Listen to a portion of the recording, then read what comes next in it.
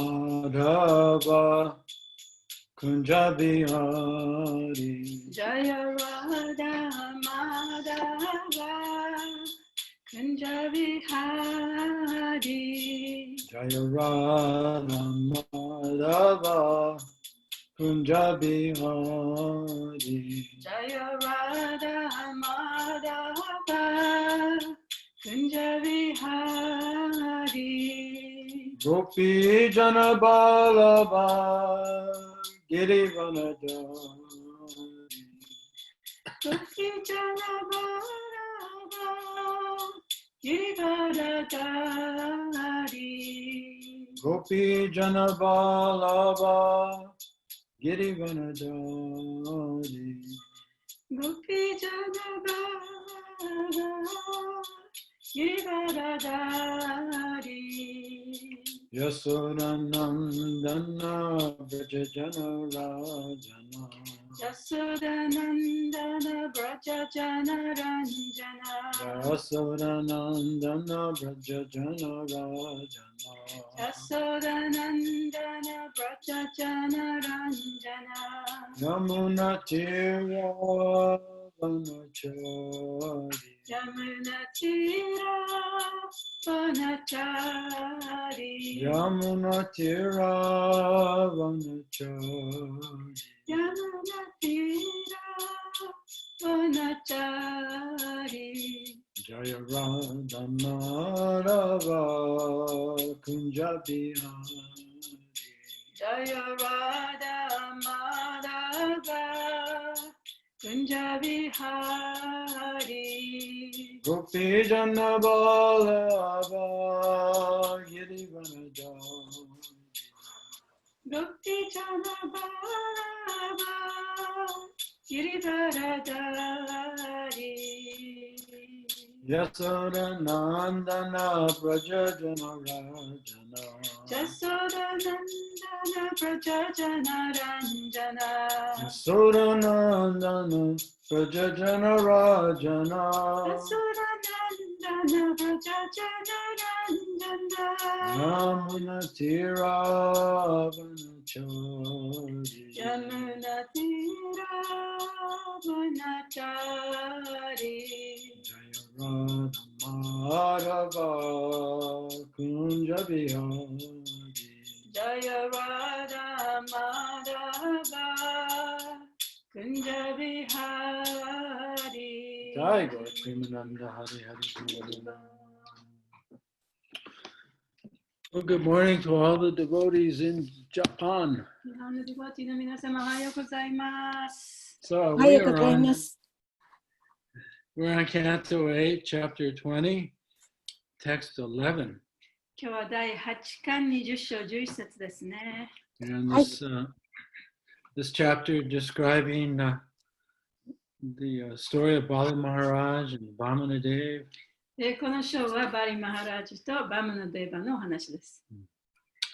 So, text 11. Yajanti yagnam katubiryam advita Yajanti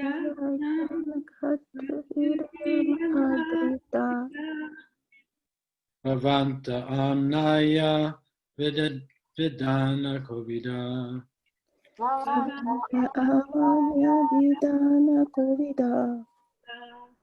Sa eva Vishnur Varadostu Vaparo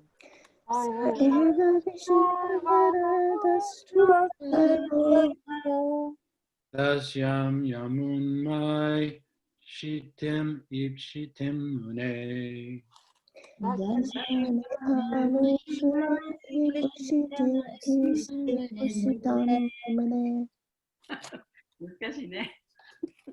Yajanti yagyam kratubiryam adrita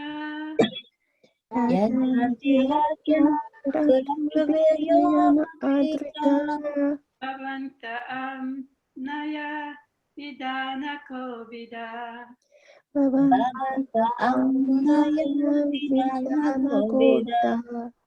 Eva Vishnu Paradostuba Hara Sarveva Vishnu Paradustuba Paro Ashamyamusumai Shitim Ipsitam Mune Shamasu Musmai Kushitim Ipsitamane Ipsitamane Yajanti Yagyan Kulatubhya Yamaturita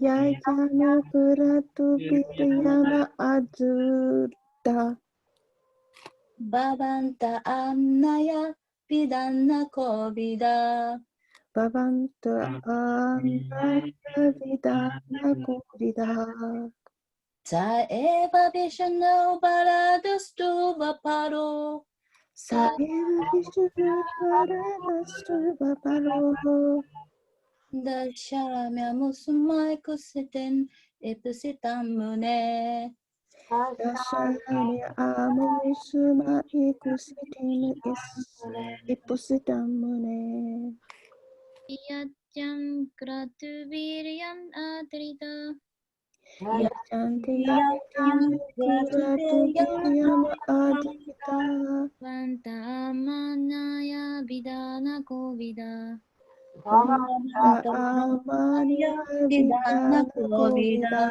Saeva Vishnur Varadostu Vaparo Saeva Vishnu Paradustu Vaparo Ashyami Amusmai Kshitan Tim Ipshitam Mune Dashami Amusuma Ipsitamune.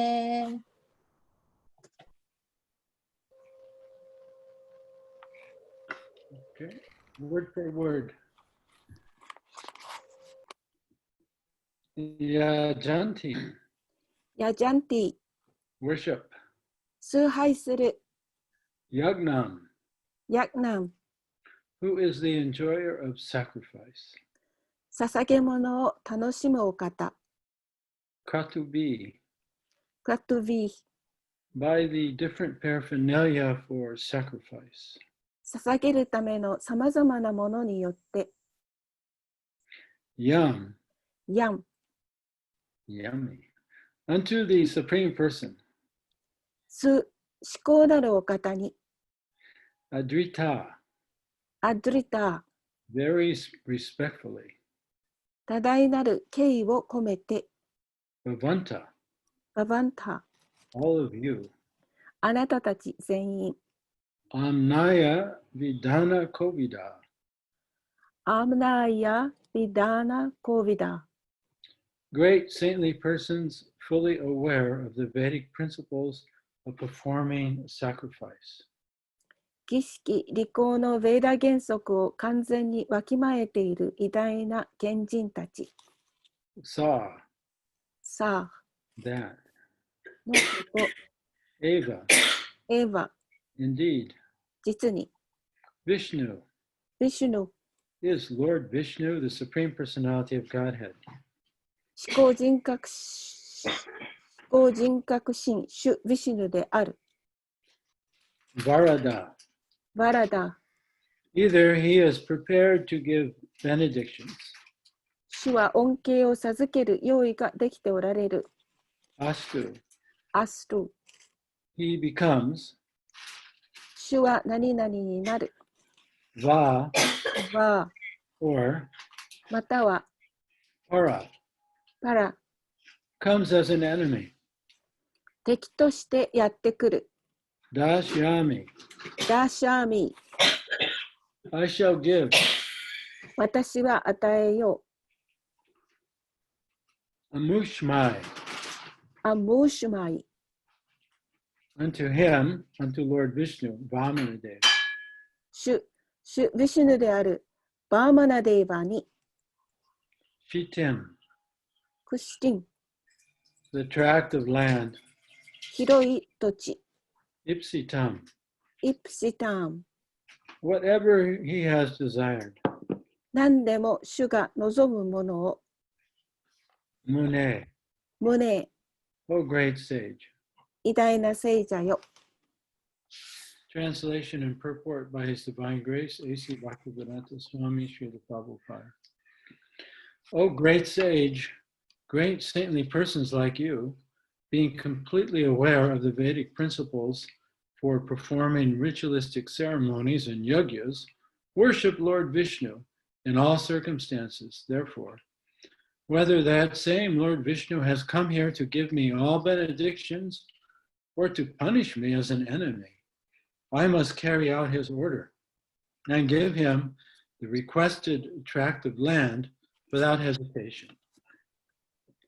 偉大なる聖者よ、あなたのように宗教儀式やヤジュナの履行に関するベーダー原則に精通しておられるとても気高いお方はいかなる状況にあっても主ヴィシュヌを崇拝なさいます。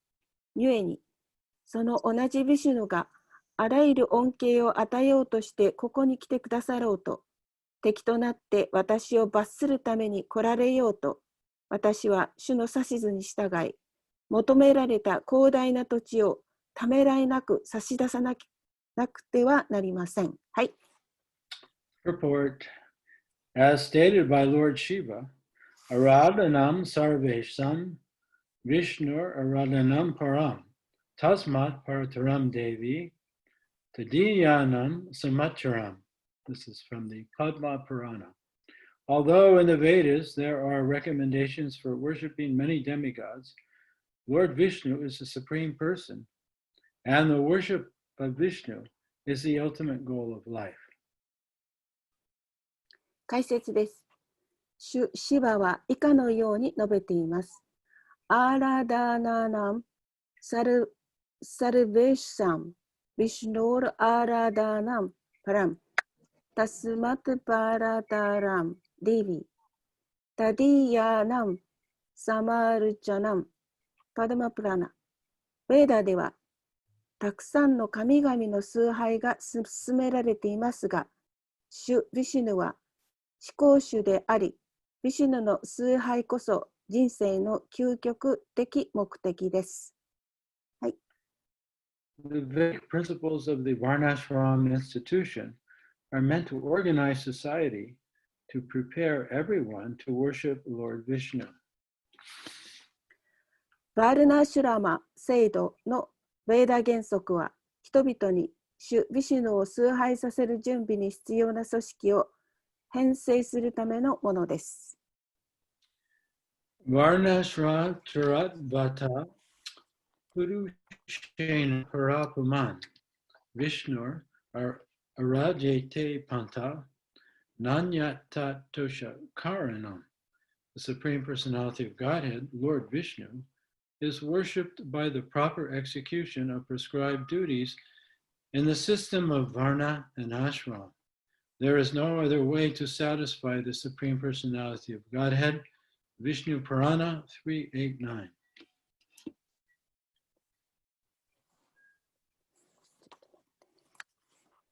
バールナシュラマチャラバタプルセーナパラハプーマンビシュヌールアラディアテパンタナンヤトタトトーシャカラナム思考人格出身ビシュヌはバルナとアーシュラマ方式で規定された義務を的確に実行することによって崇拝される思考人格心に満足していただくにはそれ以外の方法はない。ビシュヌプラーナ389。はい。One must ultimately worship Lord Vishnu, and for that purpose, the Varnashram system organizes society into Brahmins, Kshatriyas, Vaishyas, Sudras, Brahmacharis, Vihastras, Vanaprasthas, and Sannyasis. 究極的に人は主ビシュヌを崇拝しなくてはならず、バールナシュラマ制度が組織をブラフマナ、クシャトリア、バイシャ、シュードラ、ブラマチャーリ、クリハスタ、バーナプラスタ、サニヤシで編成しているのはそのためです。はい。Bali Maharaj, having been perfectly educated in devotional service by his grandfather, Prahlad Maharaj, knew how things are to be done.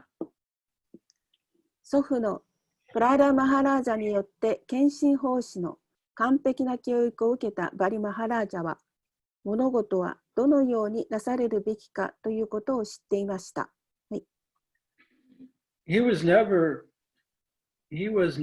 to be misguided by anyone, even by a person who happened to be his so-called spiritual master. たまたまいわゆる精神指導者になったようなものから誤って導かれるなどということは彼には決して起こりません。はい、This is the sign of full surrender. これが完全に身を委ねた人の兆候です。Bhaktivinoda Thakur said, Marabi Rakabi Yo Icha Tohara Nitya Dasa Prati Tuya Adhikara. When one surrenders to Lord Vishnu, one must be prepared to abide by his orders in all circumstances, whether he kills one or gives one protection. バクティビノータ・タークラは次のように言っています。マーラビ・ラカビ・ヨ・イッチャ・トーハラニティダーサ・プラティトゥヤ・アディカーラ。主ヴィシュヌに身を委ねるときは、殺されようと保護を受けられようといかなる状況かにおいても、主の指図に従う準備ができていなければなりません。はい、Lord Vishnu must be worshipped in all circumstances. どのような状態にあろうと、常に主ヴィシュヌを崇拝していなければならないのです。はい。Om Aganatamirandasha Gananjana Salakaya Chaksun Militam Yena Tasmai Shri Guruve Namah Om Vishnu Padaya Krishna Prastaya Bhutale Srimakti Bhakti Vedanta Swamini Tinamani Namaste Saraswati Deve Gauravani Pacharane Nirvishesha Sanyavadi Paschatya Deshatarane Jai Shri Krishna Chaitanya Prabhu Nityananda Shri Advaita Gadadhar Shri Vasari Gaur Bhaktivinoda Hare Krishna Krishna Krishna Hare Hare Hare Rama Rama Rama Hare Hare Panchakalpa Tarubhyascha Kripa Sindhu Ve'eva Cha Patitanam Pavanebhyo Vaishnavebhyo Namo Namaha. So just for one moment, let's imagine the setting here. 少し今この状況を想像してみましょう。Vamanadeva is, Bali Maharaj is speaking this verse. でバリマハラージがこの説を話しています。And present before him are Vamanadeva, who requested 3 steps of land. そして彼の前には3本の土地を欲しいといったバーマナデーバンがいらっしゃいます。See, I'm imagining that Vamanadeva is before Bali Maharaj and Sukracharya is on the right side of Bali Maharaj. で私が想像するにはその、バリマハラージがいて彼の前にバーマナデーバンがいて、バリマハラージの右側にスクラチャリアがいる、そういう状況が想像されます。And actually in these verses, Bali Maharaj is specifically talking to Sukracharya, his spiritual master. で、この説ではバリマハラージは自分のスピリチュアルマスターであるスクラチャリアに話しかけています。And his spiritual master advised him, don't give Vamana anything because he's Lord Vishnu. で、彼のスピリチュアルマスターはバーマナデーバに何もあげてはいけないと。彼はビシュにご自身だから。And he's come here to deceive you. He's not actually a little Brahmin boy. He's the Supreme Lord, and he's come here to steal heaven back for the demigods. で、彼はお前を騙すためにここに来たんだと。本当はこんな小さな子供ではなくて、ビシュニュご自身なのだと。そして、阪神たちに彼らの国を返すためにここにやってきてるんだよというふうに言ったんですね。So that was his first instruction. それが最初の教えでした。Then after that instruction, Sukracharya gave 2 or 3 other instructions. で、その後で2、3また別の教えを授けたんですね。And so up until this point, all of Bali Maharaj's statements were addressing these different instructions he received from Sukracharya. ですからここまではそのスクラチャリアが彼に与えた教えのことについてそのバリマハラジが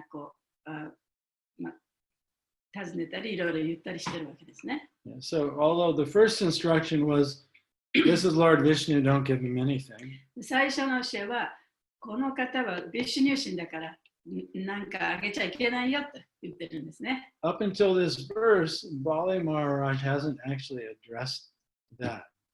で、この説の前まではバリマハラジはそのことに触れてなかった。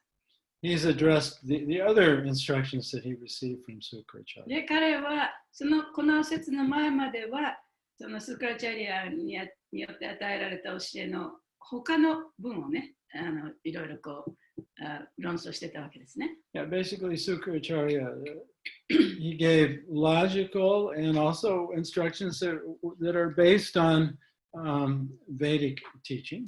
で、スクラチャリアもその非常に理論的でベーダの教えに従った教えを彼に与えていました。Yeah, next he said, it's okay to give in charity as long as it doesn't threaten your livelihood. で、そのチャリティーをするのはいいと。寄付をしてもいいけれども、自分の生活の糧を失うようなことになってはいけないよと言いましたね。But if it threatens your livelihood, then you shouldn't give it. でもそうやって自分の生活が成り立たないようだったら寄付をしてはいけませんと。Yeah, so you should only give charity according to your means, and you shouldn't threaten your own life or the life of your family or put your life in jeopardy by giving too much charity. で、その寄付をあげること自体はいいんだけれども、それによって自分の生活が成り立たなくなったり、自分の家族の生活が成り立たなくなったりするほどたくさんあげる必要はありませんっていうことも言いましたね。Yeah. So in other words, if Vamanadev gives charity, if Bali Maharaj gives charity to Vamanadev and Vamanadev takes everything, then that wouldn't be a good thing to do. ということはつまり、もしバリマハラジがバムナデーバに全てを差し出してしまって、でバムナデーバが全てを彼から取ってしまったらそれはあまり良くないということを示唆しているわけですね。Now, and then finally Sukracharya advised him that maybe you're worried about telling a lie. で、ここでスクラチャリアはもしかしたら嘘を言うのが嫌だというふうに考えているのかもしれないなと言ったんですね。That doesn't seem like a big deal now in Kali Yuga because everybody lies. で、カリユガにおいてはね、みんな嘘つきまくってますからね、そんな大したことのないように思えるかもしれません。But we have a saying in English, a man is only as good as his word. 日本語では何て言うかな、その人が素晴らしいのは、その言葉の、日本語で何て言うんだろう。その自分の言った言葉の通りに、その正直な人、ね、そういう人だったらその人それだけ素晴らしいっていうようなことなんだけど。よくわかんないけど、有言実行って言葉があるんだよね。言葉を、それとも。そういうような人ね。So, even at the time of, the Battle of Kurukshetra, everyone trusted Maharaj Yudhisthira because he was famous for never telling a lie. で、そのクルクシェトラの戦いがあった時も、誰もがマハラジ・ユディストラの言葉を信じていたんですね。というのは彼は決して嘘をつかない人だったから。Yeah, so that was very much a quality valued by Brahmins, but also by the Kshatriyas. で、ブラマンたちやまたクシャトリアたちにとってもその正直さ、誠実さということは非常に高く見られていた質でした。Anyway, Sukracharya says to Bali Maharaj, in certain situations, it's okay if you lie. It's not against the Vedic principles. で、スクラチャリア・バリマハラジにね、まあ、その状況に応じてね、嘘をついてもそんなに悪いことではないよと。嘘をつかないとつかなきゃいけない時もあるかもしれないよ。それはベーダの教えにちゃんとあるから大丈夫だっていうふうに言ったんですね。So, especially if your life is in jeopardy, 特にその自分の命が危ない時、 or somebody else's life is あ in るいは他の jeopardy, 人の命が危ない時、 or you have to protect the Brahmins and the cows. あるいはブラマンや牛を守らなければいけない時。In those situations, it's okay to lie. でそういう状況にあったならば、嘘をついてもいいと。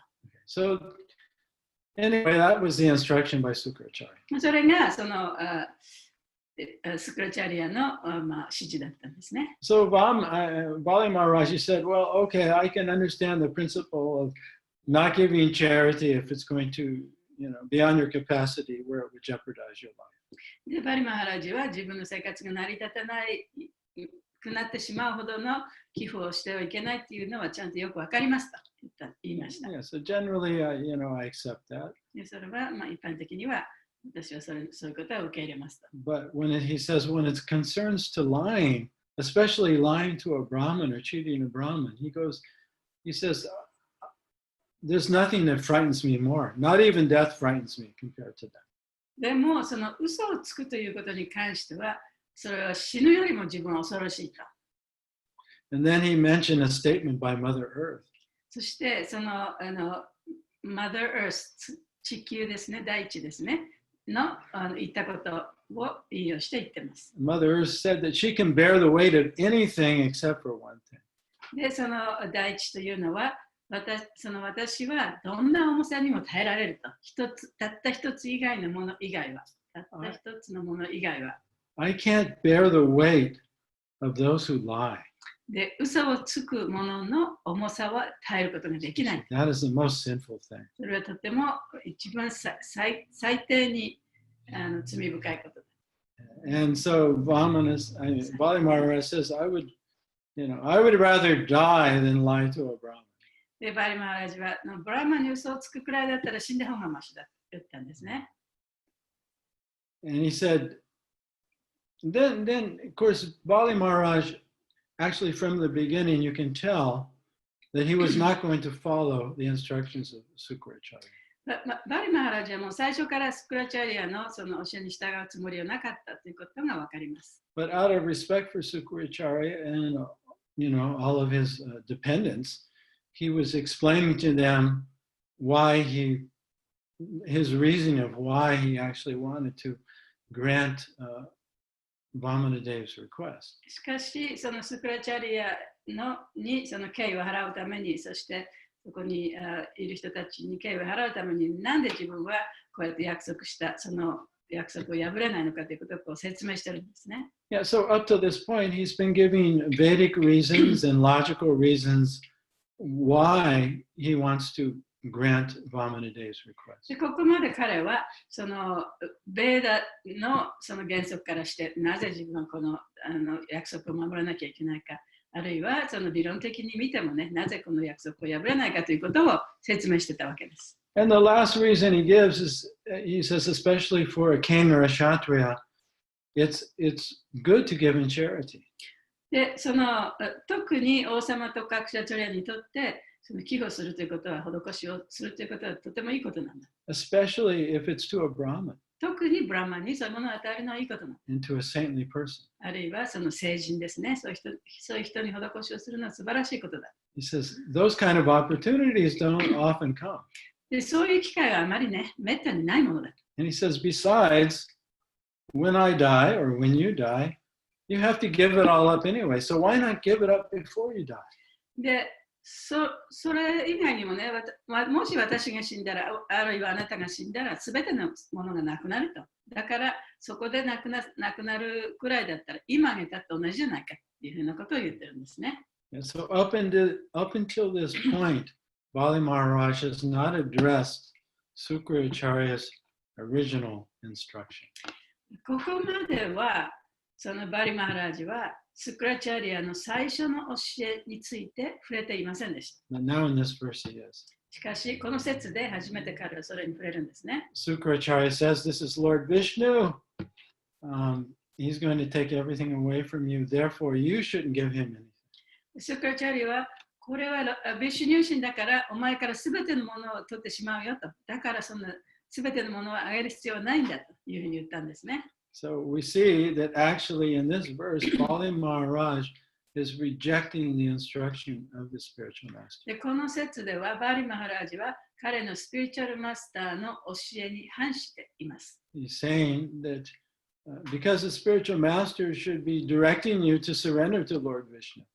で、スピリチュアルマスターっていうのは、そのビシュニューに身を委ねるという、そういう教えをする人じゃないかと。That's the ultimate purpose of sacrifice. それこそが、その儀式、そのいろんなものを捧げる儀式をすることのもう究極的な目的なんじゃないですか。And that's the ultimate purpose of human life. そして人間としてのこの生を受けた究極的なゴールなんじゃないですか。So that's what a real teacher teaches. 本当の先生だったらそういうことを教えてくれるはずだ。And so if your teacher isn't teaching that, then you can reject it. だからもし先生がそういうことを教えていなかったならば、その先生を拒絶することができます。And so Bali Maharaj is saying, you of all people, you're a Brahmin, you're my spiritual master. Every saintly person knows that the purpose of sacrifice and charity is to please Lord Vishnu. で、そのバリ・マハラージは自分のスピリチュアルマスターに言ってるんですね。で、あなたはその聖人でもある、そして偉大なブラマンでもある。そういう、そして私のスピリチュアルマスターでもそういう人がね、この儀式のでもってその寄付をあげる、ブラマンに寄付をあげるのは、What was that last one? I'm sorry. I don't remember where I said. The purpose? Purpose of Well, the purpose sacrifice. of charity and Yeah, sacrifice yeah. is to please Lord Vishnu. その儀式でもってチャリティーをするのは、そのビシュニを喜ばせるためではないかということをちゃんと誰もが知ってると。And then Bali Maharaj says, therefore, even if Vamanadeva is Lord Vishnu, だからバリマハラジャ言うんですね。だからバマナデーバがそのビシュニュー神であったとしても、it doesn't matter if he wants to benedict me or if he wants to punish me. でそれでもって彼が私をその罰しようとしてるのか、あるいは守ろうとしてるのかわからないけれども、そんなことは関係ないと。Whatever Lord Vishnu orders, it's my duty to obey him. でビシュニューが私に授けてくれた命令は、それに従うことこそが私の義務なんだ。So this is the ultimate Vedic principle. それが最終的な宗教的なベーダの原則なんですね。This is the conclusion of Bhagavad Gita. これがバーガバダギーターの結論でもあります。Krishna says, Sarvanam man prityaja mamekam sarnam raja aham tvam sarva papebhyo moksha ishyami masuchaha. Said, give up all religion and religious rituals and principles. でクリシュナはバーガバダギーターの中でこういうふうに言ってますね。あらゆる宗教の儀式とか原則を捨てなさいと。 Just surrender unto me. ただただ私に身を委ねればいいんだと。Then I'll free you from all sins and protect you. そうするとあなたの罪深い活動の反動からあなたを自由にして私はあなたを守ってあげましょう。Or as Bhaktivinoda Thakur sings in a song that Prabhupada quoted here at the end. で、ここでプラブパートが最後のところで引用しているバクティベノタクーラの歌の中でも彼はこういうふうに言ってますね。Marabi Rakabi. So Marabi means you may kill me. マラビっていうのはあなたに殺されてもいいですと。 Or Rakabi. それからラカビ。 You may protect me. あるいはあなたは私を守ってくれるかもしれない。Whatever you decide, that's up to you. どんなことがあったとしてもそれはあなたが決めることです。 But I'm your servant. でも私はあなたの召使いです。 And I will always be your servant. で私はいつもあなたの召使いでいるでしょう。 Or as Lord Chaitanya prayed, you may embrace me or you may push me away. でチェイタニア神もそういうふうにお祈りしましたね。あなたは私を突き放すかもしれない。あるいは私を抱き抱いてくれるかもしれない。But I will always be your servant. でも私は常にずっとあなたの召使いでいるでしょう。 So that is the ultimate goal of life, is to have that kind of obedience to the Lord, that kind of faith, that kind of trust. そういう信頼、そしてそういう従順さ、それを主に対して持つということが、その人生の最究極の目的である。And so really in this verse, Bali Maharaj is declaring to Sukracharya, I'm not following your instructions. Whether it's good or bad for me, I'm surrendering everything to Lord Vishnu. で、ここでバリ・マハラジはその自分のスピリチュアルマスターのスクラチャリアに反してね、彼の教えに反して、これが私にいいことであろうと悪いことであろうと、私は彼に全てをこう差し上げるという約束したからそれをやりますというふうに言ってるんですね。But as a Brahmin and as a spiritual master, you should understand that because this is the ultimate teaching of the Vedas is to surrender to God. でそういうふうにやりますと言ってますけど、でもスピリチュアルマスターとして、ブラマンとして、その人生の目的というのはビシュニューに身を委ねることだということをあなたも知ってるはずじゃないですか。And that's the whole purpose of the Vedic culture and the four orders of life and the four orders of spiritual life. でそれこそがそのベーダの文化、文明、4つの階級、そして4つのそのfour orders of life、その生活階級ですね、ブラナーシュラムの階級がそのためにあるわけです。Yeah, so society is meant to be organized in such a way to perform sacrifices that pleases Lord Vishnu. そうやって社会というのは、そのビシュニュー神を喜ばせるために、そのさまざまな儀式をやって捧げ物をするということ、そのためにあるんだ。And this is mentioned by Krishna in the third chapter of Bhagavad Gita. でこのことはバガバダギータの中の第3章のところでクリシュナによって言われています。There, Krishna explains how one actually becomes free of good and bad karma, freed from the cycle of birth and death by performing this Vedic yajna. でそこでクリシュナはそのベーダの儀式をすることによって輪廻の生と死の輪廻から抜け出すことができるというふうに言っています。He says specifically in 3:9, そのことは特に3章の9節ですね。で言われていますね。This is an important verse for us all to know. これ私たちが知っておくべき大変大切な説です。Yagnartha karmano nyatra loko yam karma bandhana tardartam karma kunteya mukta sangha samachara. I'm doing on time here. 3の9。Yeah, 3:9. Work done as a sacrifice for Vishnu has to be performed. Otherwise, work causes bondage in this material world. Therefore, O son of Kunti, perform your prescribed duties for his satisfaction. And in this way, you will always remain free from bondage. はい、バガバダギータ3章の9節です。仕事をビシュニュへの供物としなければ、仕事は人を物質界に縛り付ける。故にクンティの子よ、彼の満足のために義務を果たせ。そうすれば常に束縛されない。And then Krishna goes on to say that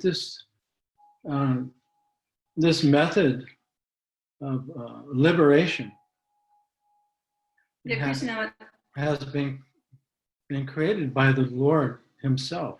で、クリシュナはここで続けています。そしてこの解放の方法というのは、主ご自身が作ったものであるというふうに言っています。So we see in verse 10 of chapter 3, Saha Yagya Praja Shristva Puro Vacha Prajapati Anena Prasha Vishyadvam Esha Vo Vishta Kamaduk. In the beginning of creation, the Lord of all creatures sent forth generations of men and demigods along with sacrifices for Vishnu, and blessed them by saying, Be thou happy by this yajna, sacrifice, because its performance will bestow upon you everything desirable for living happily and achieving liberation. そしてクリシュナはこの 10節のところこういうふうに続けています。創造の初めに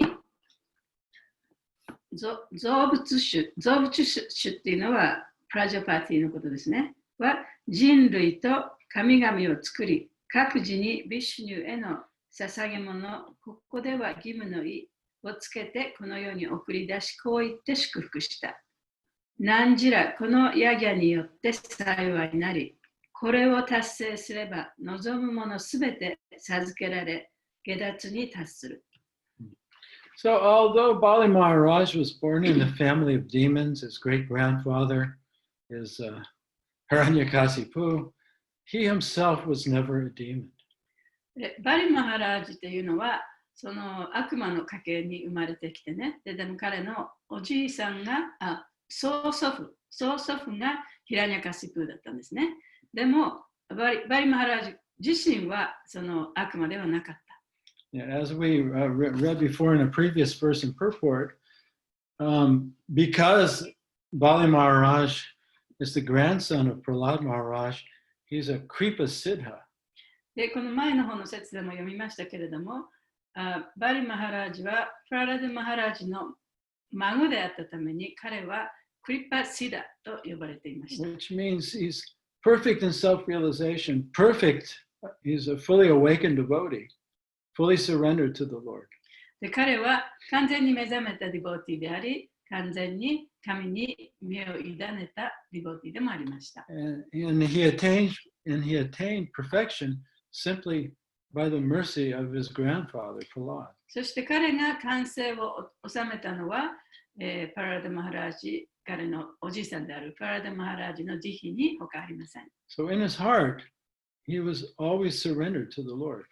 彼の心の中は常に主に身を委ねてたんですね。But now he has to externally manifest that surrender. でも今度は彼はその身を委ねるということを行動に起こさなきゃいけなかった。And so every now and then situations arise in our life where our faith is tested. で、私たちの人生においてもね、その自分の信念というものがそのテストされる、そういう機会が必ずあります。So just imagine Lord Vishnu appeared in front of you right now. じゃあ今ね、そのビシュニュー神が自分の目の前に現れたことを想像してみてください。And he says, I want you to give up your false identity. で、そこであなたのその誤ったね、思い込みをね、捨ててもらいたいってそのビシュニュー神が言ったとしますよね。And everything you have, including your body, your family, everything, I want you to trust me and give it all to me. そして私を信じて、お前の持ってるすべて、お前自身、それから家族、それからいろんなもの、お前が持ってるすべてのものをね、捨てて、私を信じなさいって言ったとしますよね。So that's Bali Maharaj's situation right now. Vamana Dev is right in front of him. で、それが今、バリマハラージが置かれた状況なんですね。そのバマナデーバ、要するに、ビシュニュー神が目の前にいて、そういうふうに言ってるわけです。And his spiritual master is right next to him saying, don't surrender.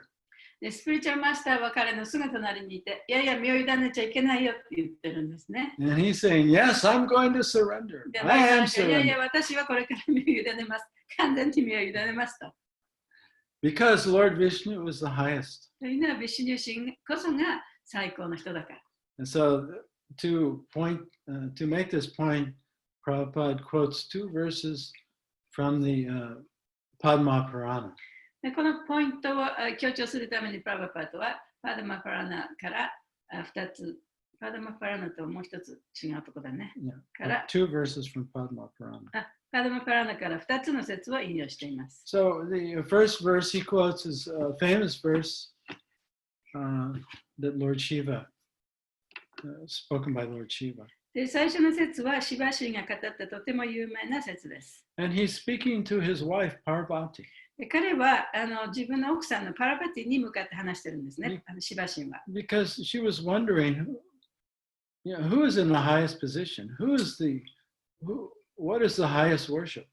で、その奥さんが、パラパティがシバシーに聞いたのは、その崇拝するためだ、一体誰を崇拝するのも一番いいことなのか、最高のことなのかっていうことを聞いたんですね。And she was wondering because the Lord Shiva always is in meditation.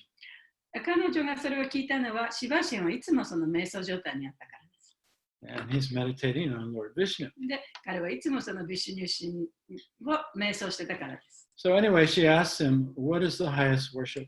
で、それで彼女はシバ神に聞いたんですね。じゃあその礼拝する最も最高な人は一体誰なんですか？ So he said, Aradhanam Sarvesam Vishnu Aradhanam Param.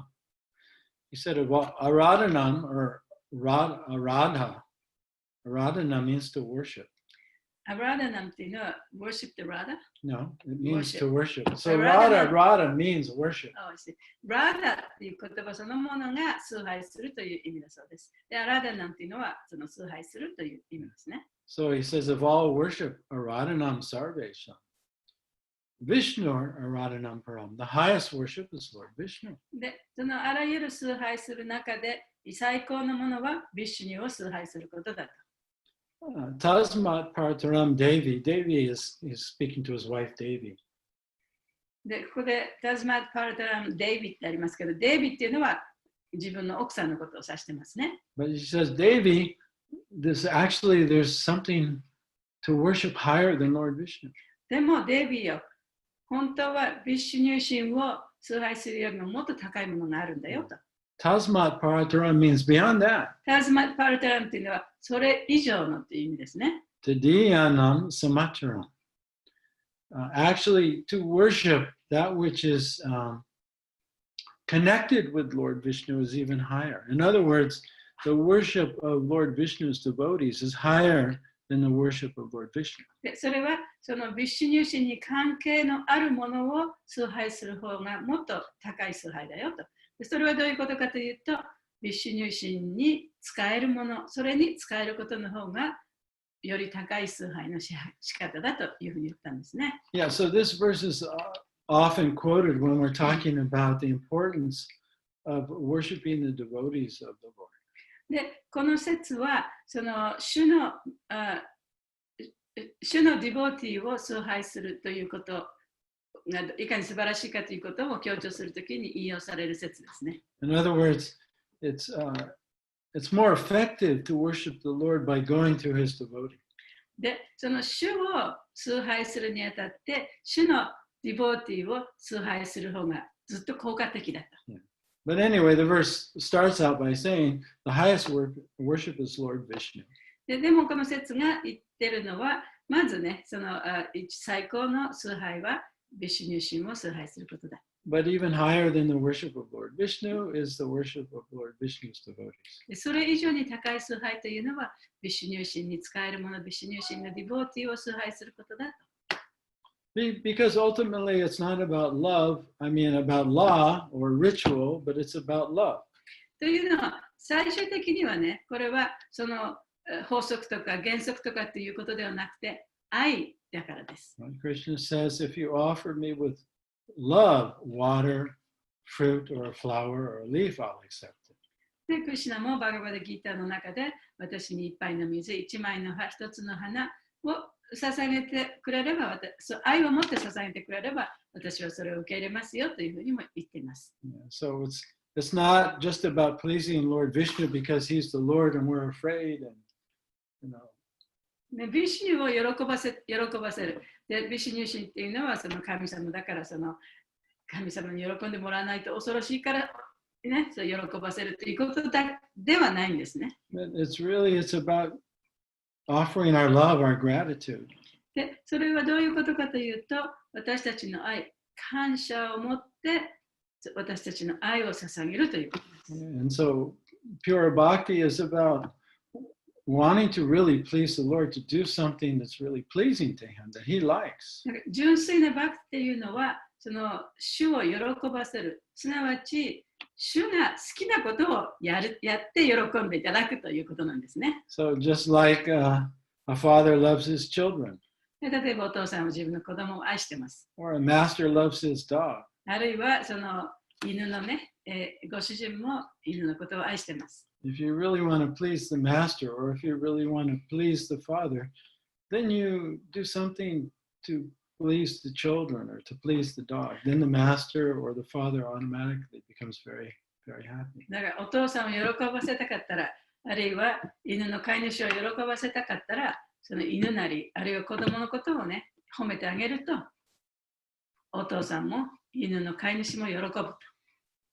So anyway, we finally come to the point in the story where Bali Maharaj is actually going to surrender to Lord Vishnu, and he's given all the reasons why he's come to this decision. そして、とうとうそのバリマハラージがここでそのビシュニューに身を委ねるという地点まで来たんですね。そしてここで彼はなぜ自分がこの地点に来たかということもずっと説明しています。Yeah, and so finally now he's addressing the original instruction by Sukracharya. で、ここでとうとうそのスクラチャリアの最初の教えに触れたわけですね。Which was, this is Lord Vishnu, don't give him anything, he's just going to cheat you. その教えは何だったかというと、これはビシュニュー神だから、お前を騙して、すべてのものをお前から取ってしまうよっていう教えだったんですね。And Bali Maharaj is actually committing the third offense in chanting. で、バリマハラージはその証明における第3の禁止事項に反しています。Right, or the third offense in worship.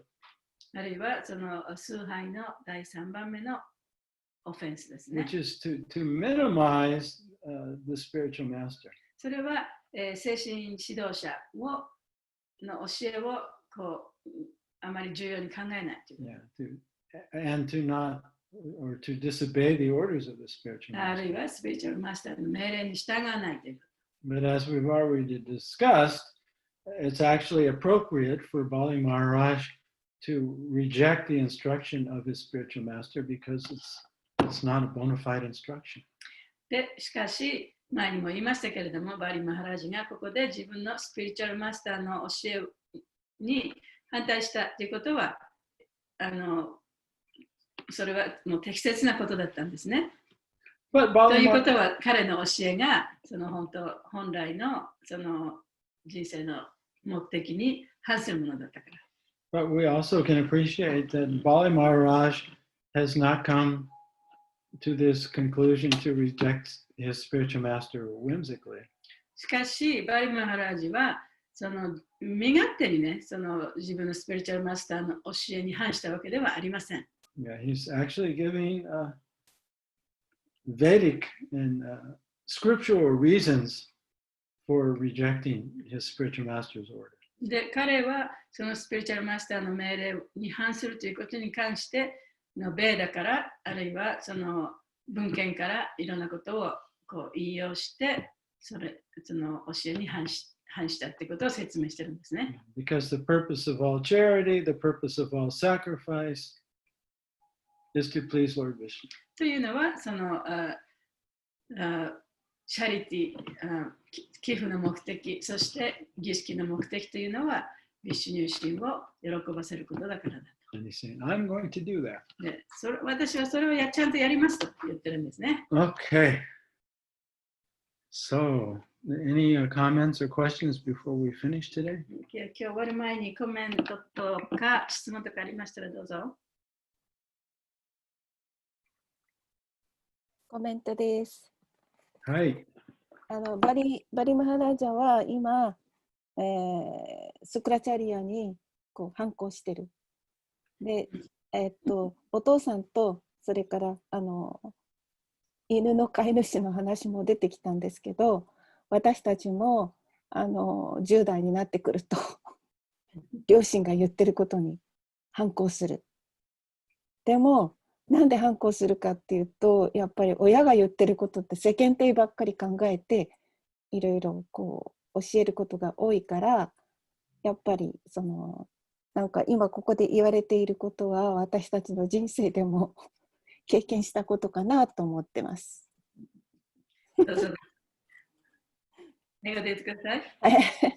You mentioned about this time, Bali Maharaja is rejecting Sukracharya's order. And this is like kind of 反抗って何だったっけ？反抗期 Yeah, it was just, Rejecting or Yeah. rebelling. yeah. Yes, everything. And the parents order us to do externally, this is good for you. They think about something like 見栄ってなんて言うんだっけ？見栄を張ってるよ。It's like, looks good, you know, peer pressure, societal pressure. Especially Japanese people. Yeah. Yeah. Especially Japan, China too. The neighbor children is doing this, so you have to do. So we sometimes reject. And right now, what happened to Bali Maharaja is just like to us when we are in the teenagers. Reject everything to the parents. That happens very before, and when 5 or 6 children reject, that is something different. A teenagers rejecting is ちょっとそう思いました。I thought it's just like that.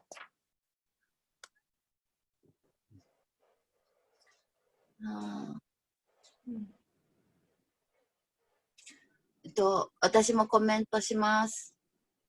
はい。はい。本当によくバリマハラジは判断力がすごかったと思うんです。おそらくそのシュクラチャーリアというグルに信念を持って仕えていた時もあったと思うんですけど、長らく。でもちゃんとビシュヌ神を目にしたというか、こうなんだろう、本当にハートで感じた時に自分のグルに逆らった、そこがすごいなんかこう見抜けなかったと思うので、大抵の人間っていうのは。だからすごいと思いました。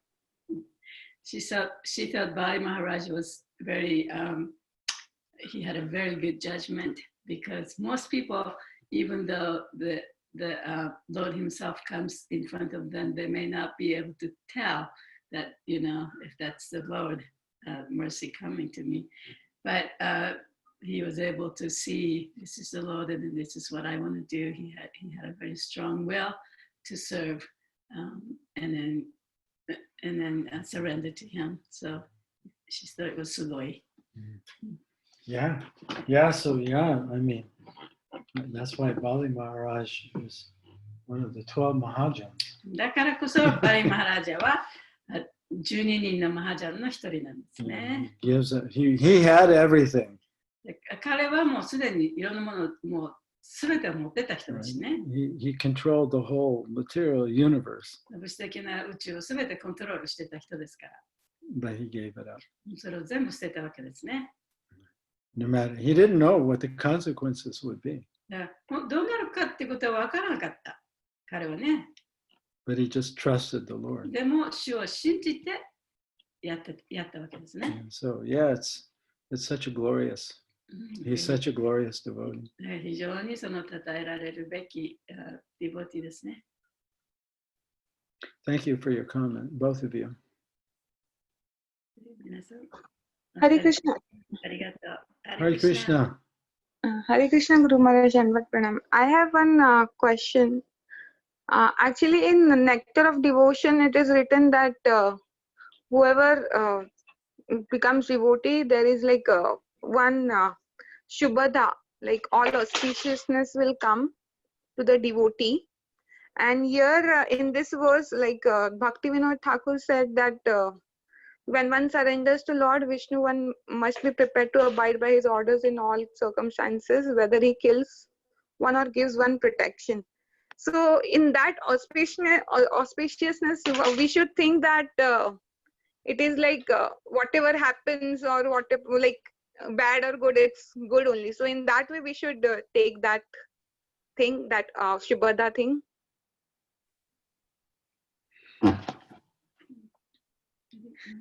Well, I'm Shubha sorry. doesn't be auspicious.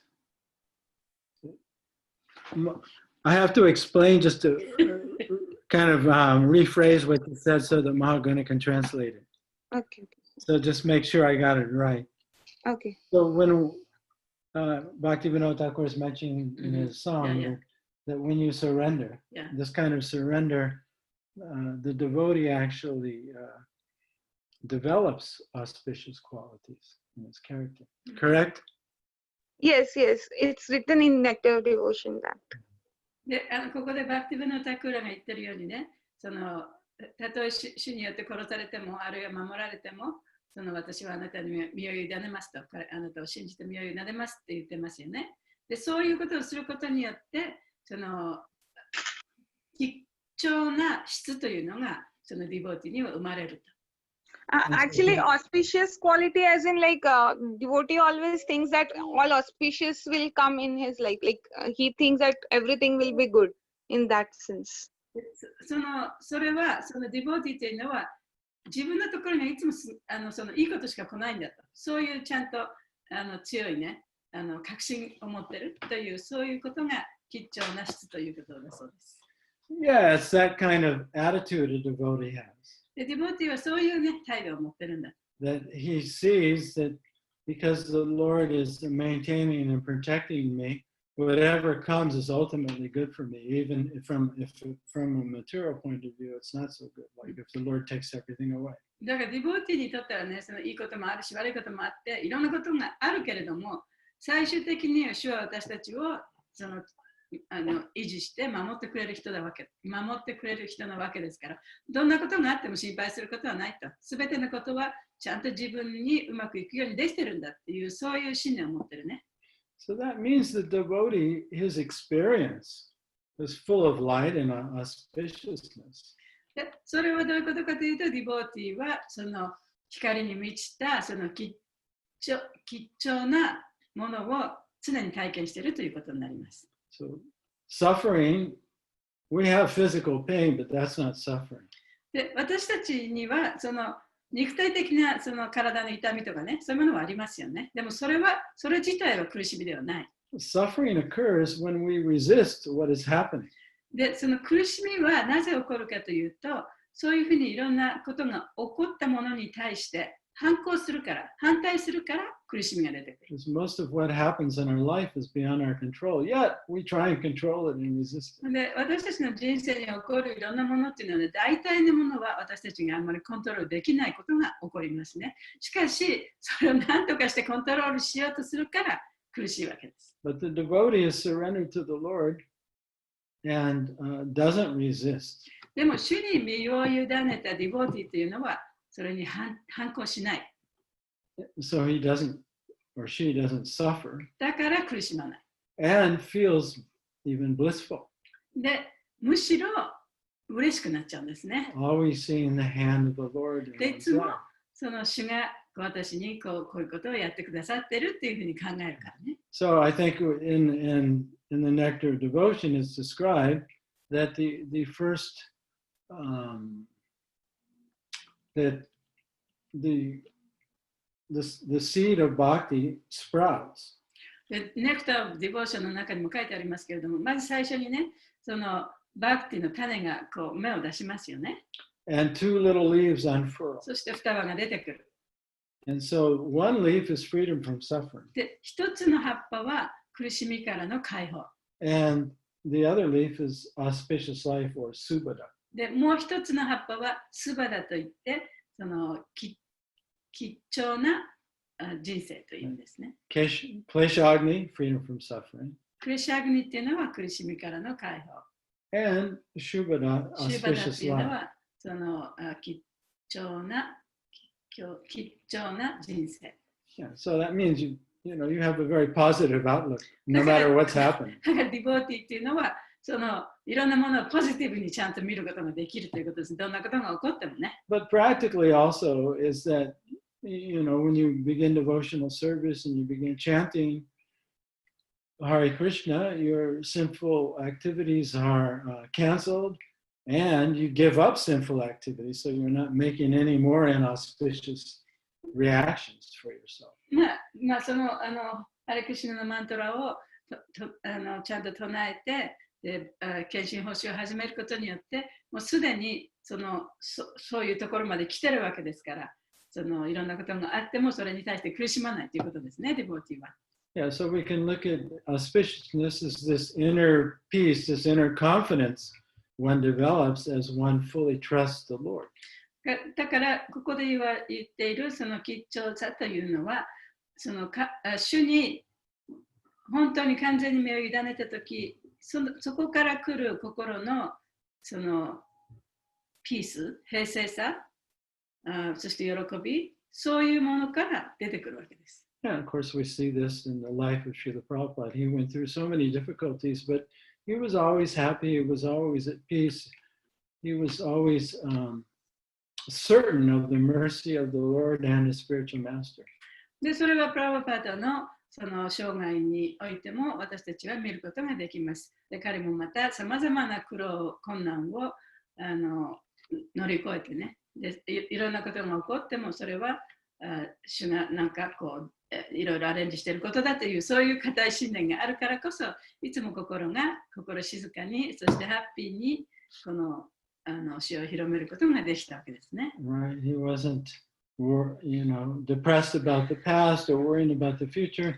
He was just surrendered in the moment to fulfill the desires of his spiritual master. で、過去のことをね、嘆いて落ち込んだり、未来のことを心配したりすることなく、今ね、このミッションをどういうふうに進めていこうかということに心を費やしてた。Even though he didn't know exactly how it was going で、 to それが all unfold. どういうふうにね、うまく成功の方に持っていけるかということもわからなかったんですけれども And ね。 he didn't know if he would be successful or fail. で、そのミッションにおいて自分が成功するか失敗するかもわからなかった。 But he was in ecstasy just knowing the fact that he was following the order of his spiritual で master. も自分は自分のスピリチュアルマスターの命令に従ってこれを一生懸命やってるんだということをそういう意識がある、そういう意識を持っているということだけでも心が満足してたんですね。 So that's Shubhada, or それがシュバダ auspicious consciousness. が貴重な意識ということですかね。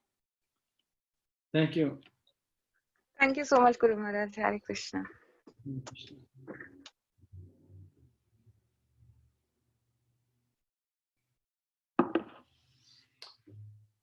Okay, so we finished today. はい、じゃあ今日これで終わりますね。ありがとうございます。 Glory to Prabhupada, all glories to the assembled devotees. ハレイクリシナ。来週。また来週。はい、よろしくお願いします。ありがとうございます。